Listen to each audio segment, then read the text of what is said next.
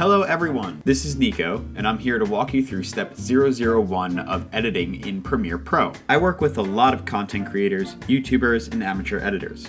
Most of their problems happen when they need to make revisions to a project, but can't tell which project version was open last, where songs they have downloaded and put into the project have gone off to, as well as experiencing media needing to be relinked. If you take the short amount of time to organize your project before you begin editing, you will not run into these problems. So let's get started. In step 1 of step 001, we will start by naming your project. I like to name my project starting with the date I've created it. For this instance, I will name the project 10.17.18. Naming the project with the date will allow you to keep track of versions of your project, as well as allowing for easy searching on your desktop. I'm only naming it with the date because I will be saving it in the overall project folder. Now we will set the project location. Setting a project location is essential. I like to create a folder holding the media and the project. I will now create a Premiere Pro project folder 10.17.18 Michigan within the overall project folder Michigan 2018. Now a lot of people from here just hit OK, but now we have to set our scratch disks. Setting your scratch disks is imperative.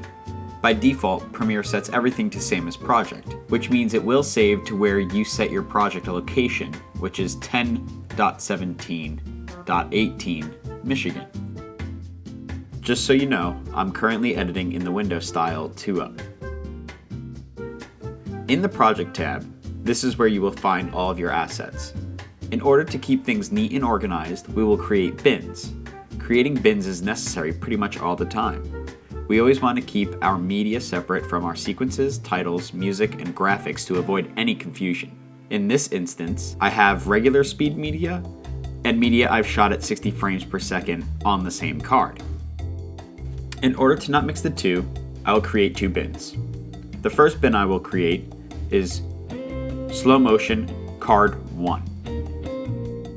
Maybe you have some GoPro footage and DSLR footage, or you're even mixing in some cell phone footage within the project.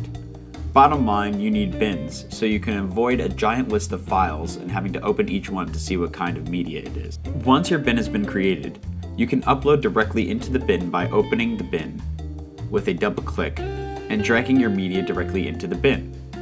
There are a few other ways to import into a bin, but this is the one with the least amount of steps. I will now create another bin containing the regular motion.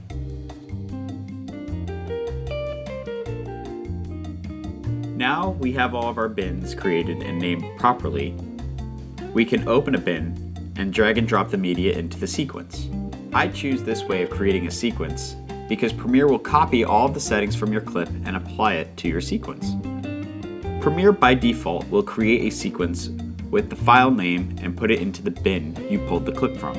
Open the bin you pulled the clip from, take out the sequence, and drag it into the project tab. Rename the sequence to the date on which you've created the sequence. This is important because once you are finished editing and submit your sequence for feedback, or if you get it to a point where you like it but want to revisit it later, you can copy the sequence and save the sequence as a round 2. Having a round 1 and a round 2 is important because if you or your client would like to change it back to the way that it was or recreate elements from the first round, you will have the first round to drag from, also to refer to. Let's say they like round 2, but they still want to make more changes, copy round 2, make a round 3. Same thing, copy round 3, make a round 4. This way you can always refer to your original edit. I hope you enjoyed this introduction to file structure and organizing projects in Premiere Pro. If you like this video, give it a thumbs up, comment below if you have any questions, if you have any tutorial requests, and don't forget to subscribe. More videos are coming your way. Thanks for watching.